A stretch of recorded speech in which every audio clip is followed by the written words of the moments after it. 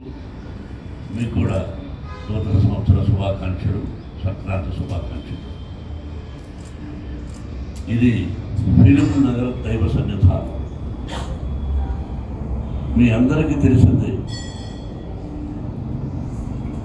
ఇది ఫిలిం నగర్లో ABC అని చెప్పి నటీనటులకు, సాంకేతిక నిపుణులకు అక్కడ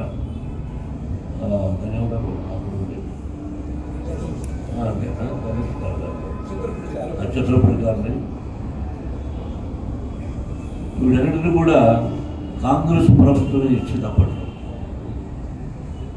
ఇది వాస్తవం. నేను ఎన్నో సందర్భాల్లో చెప్పాను, ఫిల్మ్ ఇండస్ట్రీ ఇక్కడ ఉండాలని. పెద్దలందరూ కూడా చాలామంది ఇక్కడ తరలి వచ్చి ఆంధ్రప్రదేశ్ అద్భుతంగా ఉండాలి, నటీనటులందరూ ఇక్కడే ఉండాలని ఆ రోజు నిర్ణయించడం జరిగింది.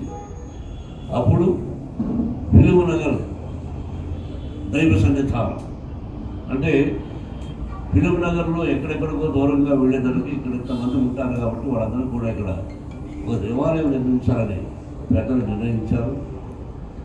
అప్పటి నుంచి శ్రీ శ్రీ శ్రీ స్వరూపానందేంద్ర మహాసరస్వతి స్వామి వారి ఆధ్వర్యంలో ఇక్కడ చైర్మన్ అవ్వడం, కమిటీ సభ్యులు జరుగుతుంది. ఈ మధ్య కాలంలో నేను ఈ పదవి స్వీకరించాను.